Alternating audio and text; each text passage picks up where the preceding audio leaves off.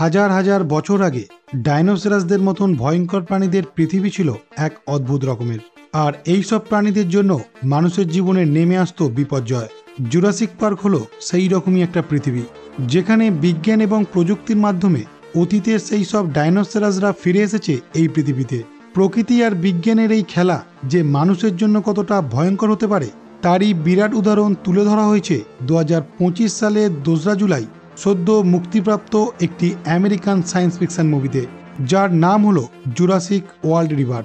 হলিউডের পপুলার মুভিগুলির মধ্যে সব থেকে বেশি যে মুভি সিরিজগুলির দর্শকদের দৃষ্টি আকর্ষণ করেছে তা হলো জুরাসিক পার্ক। আর এই গল্পটি শুরু করবার আগে হ্যালো বন্ধুরা, আমি Soumyajit and welcome to the STV story. শুরুতেই 2010 সালের ঘটনা দেখানো হয়। দেখা যায় একটি বড় কোম্পানির এমপ্লয়িরা আটলান্টিকের পাশে টাপুয়া নামক একটি জায়গায় একটা বড় রিসার্চ সেন্টারের মধ্যে ডাইনোসরাসদের নিয়ে রিসার্চ করছে।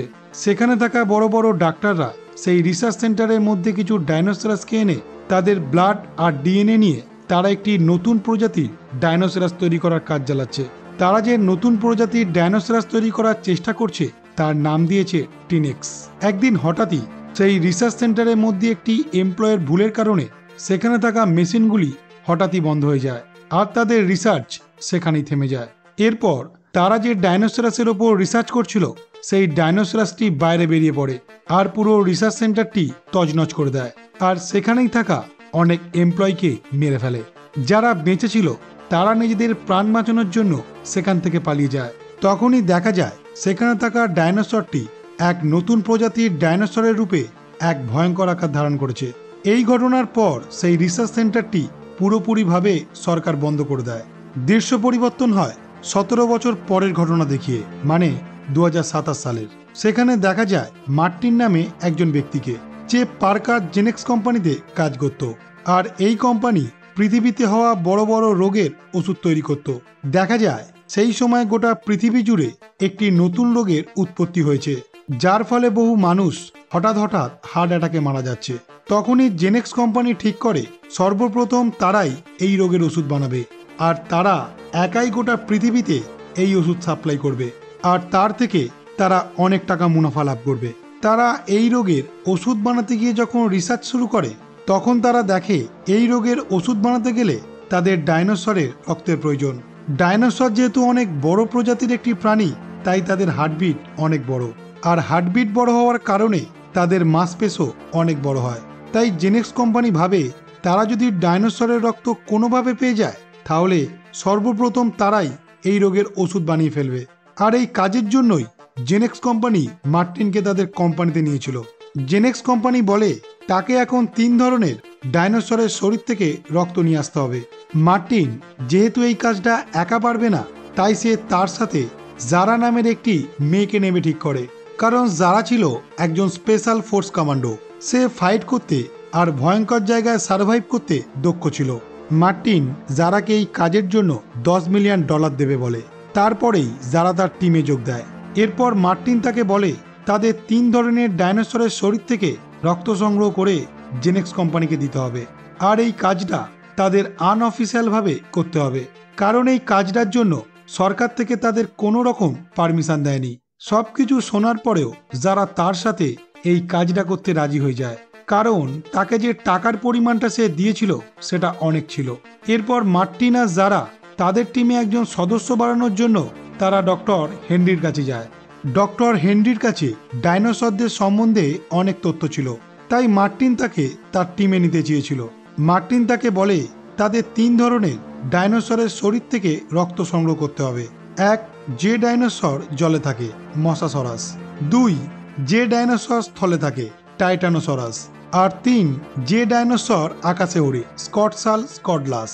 সব কথা শোনার পর ডক্টর হেনরি তার সাথে কাজ করতে রাজি হয়ে যায়। আসলে তার টাকার প্রতি কোনো লোভ ছিল না, সে ডাইনোসরদের সম্বন্ধে জানার জন্য এতটাই আগ্রহী ছিল, তাই সে তার সাথে কাজ করতে রাজি হয়ে যায়। আর 3 জন মিলে একটি দল করার পরেও মার্টিন জারাকে বলে এই কাজের জন্য তাদের দলে আরও কিছুজন সদস্য লাগবে। যারা তখন মার্টিনকে তার 2টো বন্ধুর সাথে দেখা করায়, যারা তার সাথে স্পেশাল ফোর্সে কাজ করত। তাদের নাম হলো ডাক্কান আর ববি। ববি খুব ভালো বন্দুক চালাতে আর অ্যাকশন করতে পারত। ডাক্কান ববির মতো সবই পারত। তার সাথে সে বোট চালাতে আর সমুদ্রে পথ নির্ণয় করতে এক্সপার্ট ছিল। এরপর তাদের 5 জনের একটা দল তৈরি হয়। পরের দিন তারা সবাই ডাক্কানের বোটে করে তাদের মিশনে বেরিয়ে পড়ে। তখনই তারা দেখে সেই বোটের ডাক্কান আরও 2 জন সদস্যকে তাদের সাথে নিয়ে যাচ্ছে, যাদের নাম লেকলার আর নিনা। লেকলার ডাক্কানের মতন বোট চালাতে পারত আর নিনা ডাক্কানের মতো ফাইট করতে পারত। এরপর আমরা দেখি তারা সবাই মিলে একটি ম্যাপ দেখে টাপুয়া নামে একটি জায়গায় যাচ্ছে, যেখানে জলে থাকা ডাইনোসর থাকতো। সেই সময় ডাক্কান সবাইকে বলে টাপুয়া নামে ওই জায়গাটায় কয়েক বছর আগে ইঞ্জিন নামে একটি কোম্পানি ডাইনোসরদের নিয়ে একটি রিসার্চ করছিল, যাতে তারা একটি নতুন প্রজাতির ডাইনোসর তৈরি করতে পারে। কিন্তু হঠাৎই একদিন তাদের নিজেদের ভুলে সেখান থেকে একটি ডাইনোসর বাইরে বেরিয়ে এসে তাদের সবাইকে মেরে ফেলে। আর তারপর থেকেই ওই জায়গাটা আজ অবধি বন্ধ আছে। আসলে আমরা মুভির প্রথমে যে ঘটনাটা দেখেছিলাম সেটাই ডাক্কান সবাইকে বলছিল।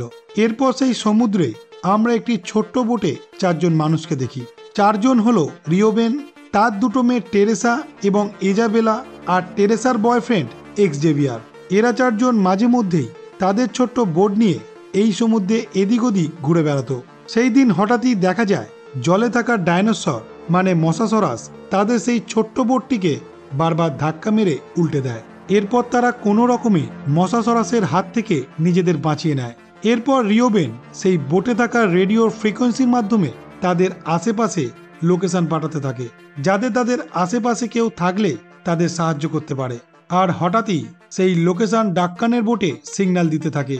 আর এই দেখে ডাক্কান বুঝতে পারে তাদের থেকে প্রায় 45 কিলোমিটার দূরে কোনো একটি বোট বিপদের মধ্যে পড়েছে, মানে সেই টাপুয়া দ্বীপের আশেপাশে। এই দেখে ডাক্কান যখন সেই বোটে থাকা মানুষদের উদ্ধার করতে যাবে বলে ঠিক করছিল, তখন মার্টিন তাকে বলে আগে আমরা যে কাজে এসেছি সেই কাজটা করব, তারপর অন্য কিছু। কিন্তু ডাক্কান তার কথা না শুনে সে প্রথমে সেই বোটে থাকা মানুষদের উদ্ধার করতে যায়। এরপর ডাক্কান সেই বোটে থাকা 4 জনকে উদ্ধার করে তাদের বোটে তুলে নেয়। এরপর তারা রিওবেনদের কথাবার্তা শুনে বুঝতে পারে তাদের বোটকে যে ডাইনোসর আক্রমণ করেছিল সেটা মসাসরাস। যে ডাইনোসরের খোঁজে তারা সবাই এখানে এসেছে। এরপর হঠাৎ তাদের বোটের ওপর মসাসরাস আক্রমণ করে। তখনই ডক্টর হেনরি একটি বন্দুকে লাগানো ছুঁচ আর কন্টেনার বার করে তাদের শরীর থেকে রক্ত নেওয়ার জন্য। ডক্টর হেনরির কাছে এমন একটি বন্দুকে লাগানো ছুঁচ আর কন্টেনার ছিল, যেটা দিয়ে ডাইনোসরাসের গায়ে ছুঁচ গেঁথে দিলে সেটায় নিজে থেকেই রক্ত বেরিয়ে কন্টেনারটা ভর্তি হয়ে যাবে, আর তারপর সেটা নিজে থেকেই একটি ছোট্ট প্যারাশুটের মাধ্যমে বাতাসে উঠতে থাকবে। তখনই তারা সেটা নিজেদের কাছে নামিয়ে নিতে পারবে। এরপর তারা সেই বন্দুকে লাগানো ছুঁচ আর কন্টেনার দিয়ে সেখানে থাকা ডাইনোসরাসের শরীর থেকে রক্ত নিয়ে নেয়। এই ঘটনার পর তারা সবাই অনেক খুশি হয়। এর ঠিক কিছুক্ষণ পর হঠাৎ তাদের বোটের ওপর আবার এক ধরনের ডাইনোসর হামলা করে, যার নাম স্পাইনোসরাস। এই দেখে ববি সেই ডাইনোসরাসের ওপর গুলি চালাতে শুরু করে। আর সেই সময় একটা ডাইনোসর সেই বোটের ওপর থেকে ববিকে ধরে নিয়ে সবার চোখের সামনে খেয়ে ফেলে। এই দেখে বোটে থাকা সবাই প্রচন্ড ভয় পেয়ে যায়। এরপর ওই বোট থেকে টেরেসা সমুদ্রে পড়ে যায়। তখনই তাকে বাঁচাতে তার বাবা, বোন এবং বয়ফ্রেন্ড সমুদ্রের জলে ঝাঁপিয়ে তার কাছে চলে আসে। আর তাদের সবাইকে বাঁচাতে ডাক্কান তার বোট নিয়ে যখন তাদের কাছে আসছিল, তখন সেখানে থাকা পাথরের ধাক্কা খেয়ে তাদের বোটের অবস্থা অনেকটাই খারাপ হয়ে যায়, কিন্তু তারা সবাই প্রাণে বেঁচে যায়। এরপর তারা সবাই যখন বোট থেকে নেমে কিছুটা উপরে চলে আসে, তখনই সেখানে থাকা একটা স্পাইনোসরাস সবার সামনে থেকে নিনাকে খেয়ে ফেলে। এরপর সেই বোটে থাকা সবাই ভাবতে থাকে এখন তারা বাড়ি ফিরবে কিভাবে, কারণ তারা যে বোটটি নিয়ে এসেছিল সেটা তো এখন পুরো নষ্ট হয়ে গেছে। তখন যারা সবাইকে বলে সে এখানে আসার আগে সে তার সেকেন্ড টিমকে এখানে হেলিকপ্টার নিয়ে আসার কথা বলে রেখেছে, কারণ সে মনে মনে ভেবেছিল যদি এখানে এসে তাদের বোটটি কোনোভাবে নষ্ট হয়ে যায় তাহলে তাদের হেলিকপ্টারে করেই ফিরতে হবে।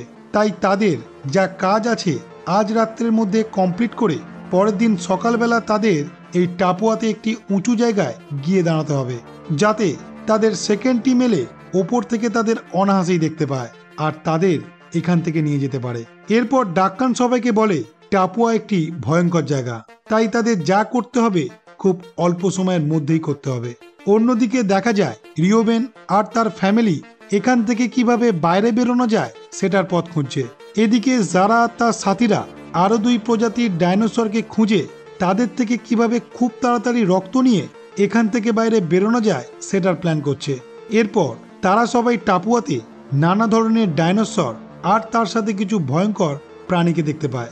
এর কিছু সময় পর তারা সবাই সেখানে থাকা টাইটানোসরাস সেই প্রজাতির প্রচুর ডাইনোসর দেখতে পায়।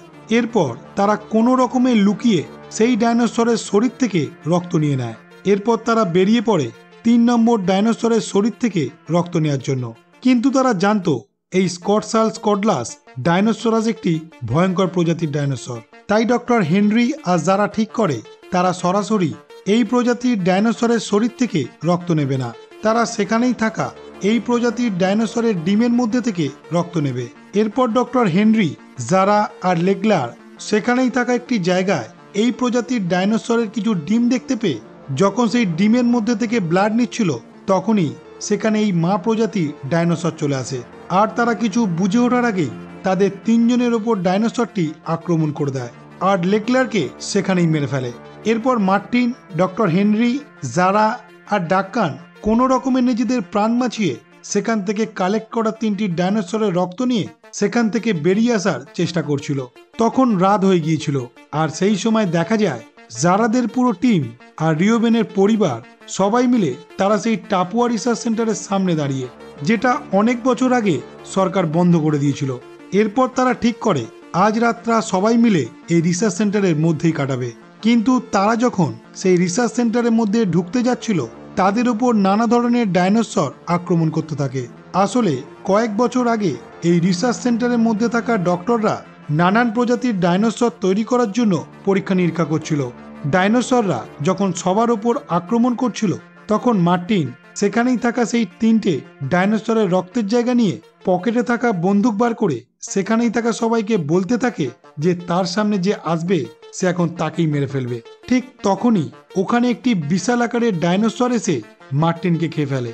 ডাইনোসরটিকে দেখে বোঝা যাচ্ছিল এটাই সেই টিনেক্স প্রজাতির ডাইনোসর, যে প্রজাতির ডাইনোসর কয়েক বছর আগে এখানে থাকা ডাক্তাররা তৈরি করার চেষ্টা করেছিল। এরপর সেখানে পড়ে থাকা 3টি ডাইনোসরের রক্তের বাক্সটি যারা গুড়িয়ে নিজের কাছে রেখে দেয়। এরপর তাদের সকলকে বাঁচাতে সেখানে একটি হেলিকপ্টার আসে, কিন্তু টিনেক্স সেই হেলিকপ্টারটিকে পুরো ধ্বংস করে দেয় আর হেলিকপ্টারের পাইলট সেখানেই মারা যায়।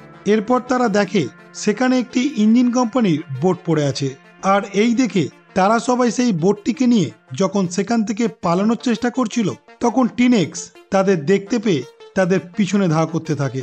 সেই সময় ডাক্কান লক্ষ্য করে যেই দিকে আলোর রশ্মি দেখা যাচ্ছে সেই দিকে টিনেক্স অ্যাটাক করছে।